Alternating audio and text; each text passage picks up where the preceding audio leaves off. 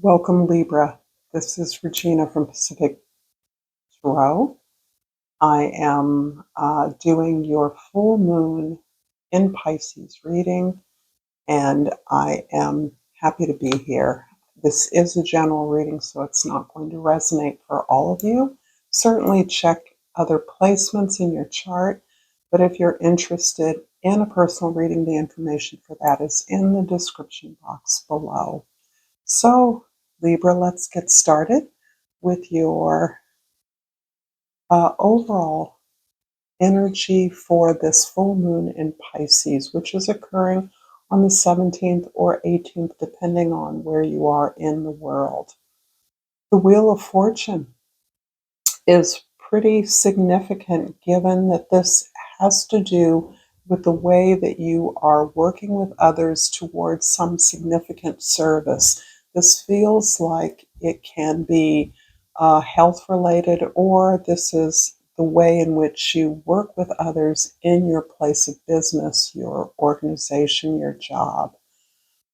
There's a way that you are attending to, perhaps quite differently, your routines and habits, ways that you understand you must stay healthy, tend to your well-being in order to be efficient and productive.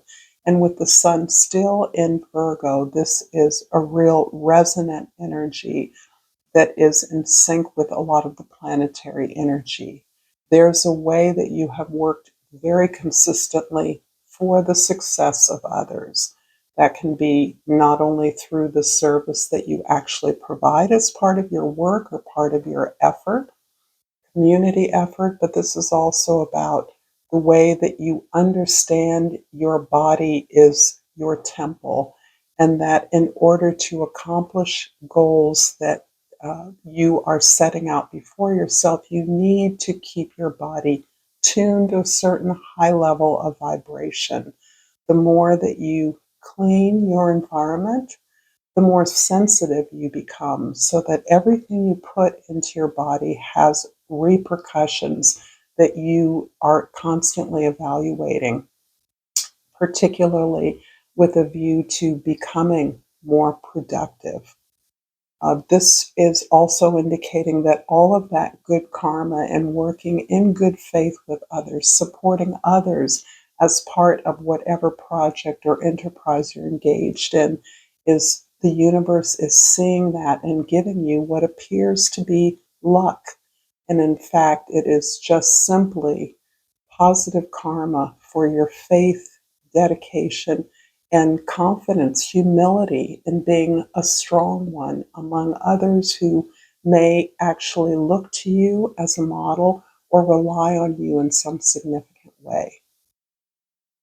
In the 10th house, the Ace of Wands, this is in the house of your social identity, the way others see you. You have a new opportunity. You perhaps have a new goal. Your goal relates to expanding, to growing, to looking at unfamiliar opportunities, unfamiliar audiences or locations, actually creating a new version of yourself that can entail a new lifestyle, a new home, a new audience, or new clients. So, a new job, quite possibly, but this can be something of your own creation, a new heartfelt project, a new way of expanding into the world. In the first house, we have the Knight of Wands. This is your perspective. And in many ways, this is you owning your ambition. You are inspired by something. And in many ways, it's feeling to me as though an opportunity that has been put before you is stoking your ambition and empowering this desire to expand, to grow, to move into, to explore, to discover new aspects of yourself. This is almost like you're on the move. And you're doing those things that will allow you to explore a broader field than that has become familiar to you. And in the fourth house, more wands here. The Two of Wands is really reinforcing this idea that you know what you're good at, you know your expertise. That is the foundation of who you are. And now you're ready to apply that expertise in a new way. You're looking at the future. You're not looking at the past. The past is tucked firmly within your experience and your awareness, within your self knowledge, even as a part of your greater wisdom. But you now have the thirst, the desire to challenge yourself, knowing that there's more of the world that needs what you have to offer.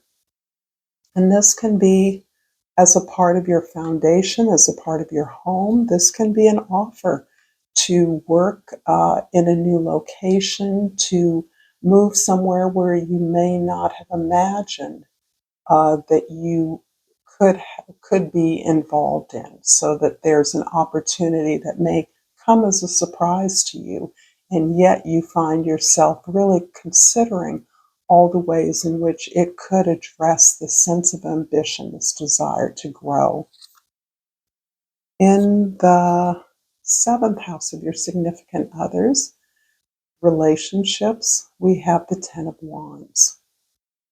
You're closing out a cycle with already the 10, the Wheel of Fortune. This is indicating a shift in your world, in your capacity to participate in your world, so that you're closing out one way of doing things.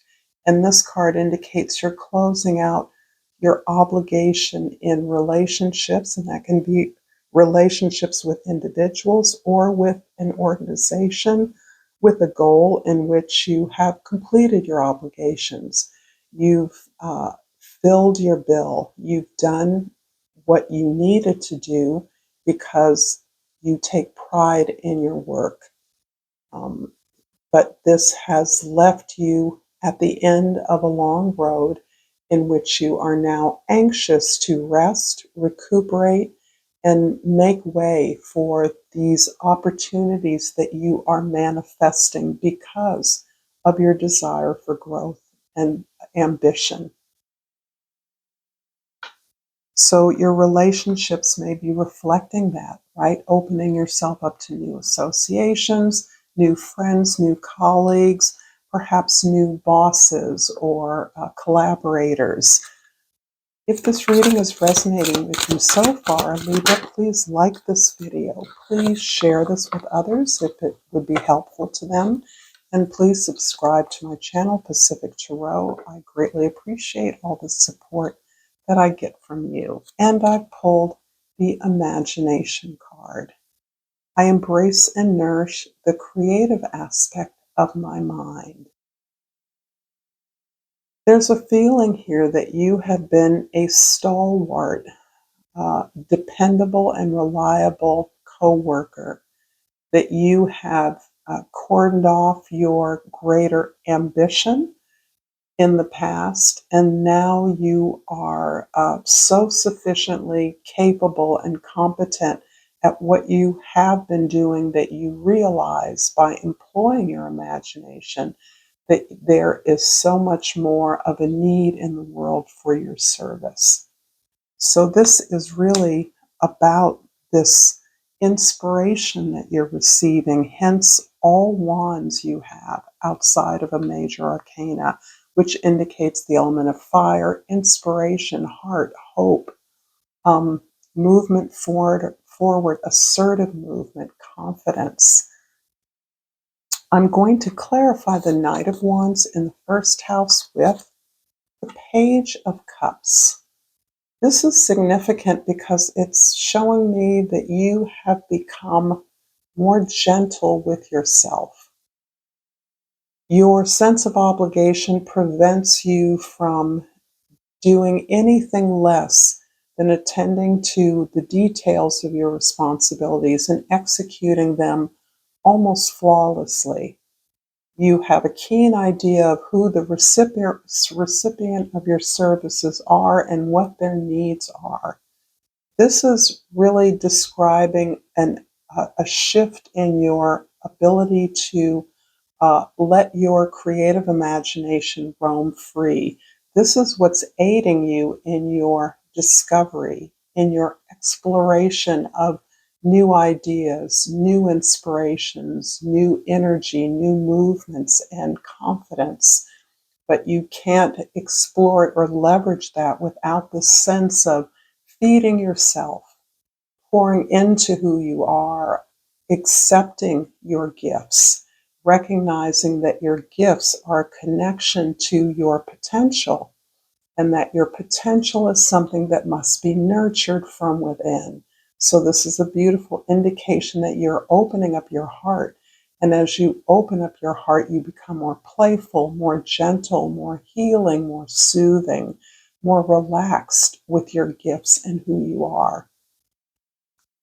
In the fourth house, the Two of Wands is clarified by the Devil card.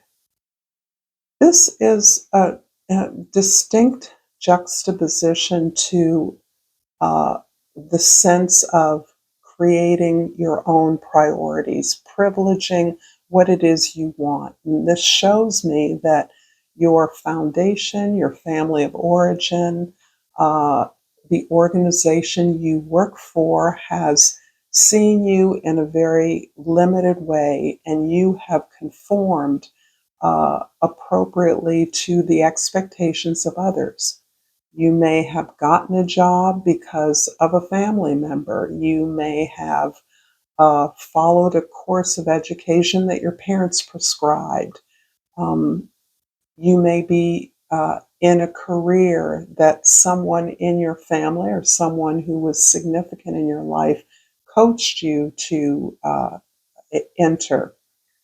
Here you are, understanding that as well intentioned as those needs may be, as examples, as those desires of others to protect you, to look out for your best interests, that they perhaps don't align with what your talents are, what you've learned about yourself, what inspires you. And this is you releasing. You have two tens here, so you are releasing all of the old, not only ideas and expectations, but the beliefs that they were founded upon. So this is putting this in context, right? Our social conditioning, our family of origin helps us to shape who we think we should be. And you are actually understanding that that not only does not align with who you believe you are, who you want to be, but it's also becomes a form of toxicity where you are holding yourself back in your effort to comply with what others expect. In the seventh house, the Ten of Wands is clarified by the Queen of Wands. I like this. This is really speaking to this confidence piece. So observe, the Ten of Wands is about releasing all those old obligations that you've fulfilled but no longer resonate for you. You haven't gotten much from the sense of responsibility that you supply for others. Doing the work, the buck stops with you, being responsible for the efforts of others that work with or around or under you. This is no longer satisfying. You feel caged in and you've released. You've completed your obligations and you've released this. You're done with this at some level. The Queen of Wands is showing not only are you confident in your skill set, in your knowledge, in your um, faith in yourself, but this is what's fueling this desire to expand, to grow, to explore more, to continue to find your niche, because these cards are indicating that you're still looking for that place. And in your looking, you have to explore, you have to try new things out in order to discover what resonates best for you. So, this confidence of the Queen of Wands is really aiding you in that regard. In the 10th house, the way others see you is manifesting this new lifestyle, this new version of yourself, this desire manifestation of a new thing. is clarified by the Queen of Cups. I think it's interesting that the clarifiers, with the exception of the Devil card, are really about the sense of ownership of a process, feeling good about the way you do things, uh, consulting with yourself, really checking in with your feelings about what it is you do, how you are seen with by others, the active courage and bravery to explore something different that may be unfamiliar to others and therefore evoke a kind of surprise or disappointment that you're not doing something that you always have done. The Queen of Cups means not only are you checking in with the ways in which you are learning to heal yourself, recover from constantly being at the behest of others and their demands, their requests, but it also means that you're modeling a way of healing that, of finding love for yourself, acceptance for who you are, that provides model, counsel, advisement, guidance for others that see you. I'm going to finish up this reading, Libra, with a flora and fauna of Africa. And I've pulled the leaf cutter ant. And the key word is confidence. Your persistence and patience will be rewarded. There's no need to rush. Work with like-minded people to achieve your goals more efficiently. Thank you so much, Libra, for this reading. Until next time, namaste.